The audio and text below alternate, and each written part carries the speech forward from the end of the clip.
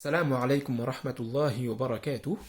Dans les vidéos précédentes, j'avais abordé certains points de croyance et j'avais mentionné que la croyance des gens du Salaf, à savoir les musulmans des 3 premiers siècles de l'Hégire, c'était que Allah Ta'ala n'est pas un corps, c'est-à-dire que Allah Ta'ala n'a pas de partie corporelle.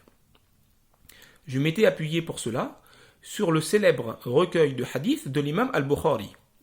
L'imam al-Bukhari, qui lorsqu'il a expliqué le verset Kullu shay'in halikun illa wajha, il s'est détourné du sens du visage. Selon l'imam al-Bukhari, le terme wajh dans ce verset ne signifie pas le visage. Par contre, l'imam al-Bukhari, il a donné 2 interprétations, 2 explications du terme wajh pour ce verset. Il a dit que le terme wajh peut signifier la souveraineté, ou encore ce par quoi on recherche l'agrément de Allah. D'ailleurs, ce deuxième sens, il a été donné par d'autres savants du salaf, comme l'imam Sufyan al-Thawri. Je m'étais également appuyé sur le célèbre traité de croyance de l'imam al-Tahawi, qui fait partie des gens du salaf. Il est décédé en 321 de l'Hégire, et dans ce traité de croyance, l'imam al-Tahawi, il dit clairement, textuellement, que Allah Ta'ala n'a pas de membres ni d'organes. Ce qu'il faut savoir, c'est que cette croyance, le fait de croire que Allah Ta'ala, rien n'est tel que lui, qui n'a aucune ressemblance avec ses créatures, qui n'a pas de partie corporelle, elle nous est tirée du Coran. Allah Ta'ala nous enseigne dans le Coran qu'il n'a aucune ressemblance, d'aucune façon que ce soit, avec les créatures. Parmi les versets qui indiquent cela, il y a le verset 11 de Surat Ash-Shura, Laysa kamithlihi shay'. Et donc c'est ainsi, donc ce verset signifie rien n'est tel que lui d'aucune façon que ce soit. Et c'est ainsi que les savants de l'islam ont compris ce verset.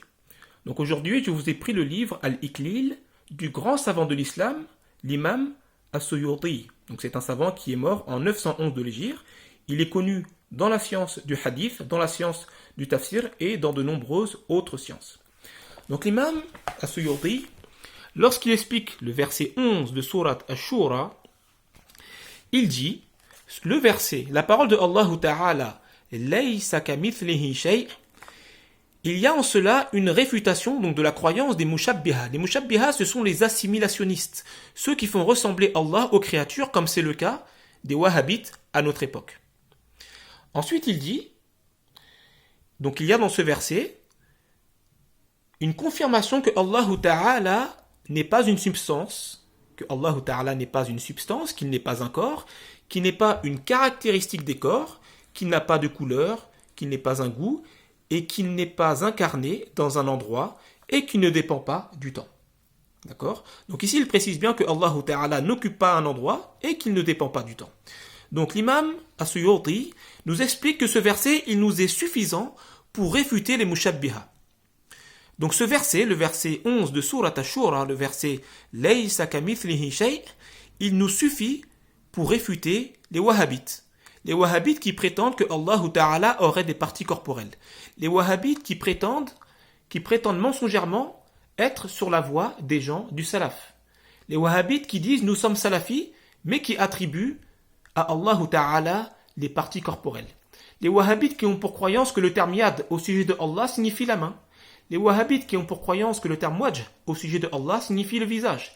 Les wahhabites qui attribuent à Allah la colère, l'étonnement, la jalousie, le rire et d'autres caractéristiques des créatures.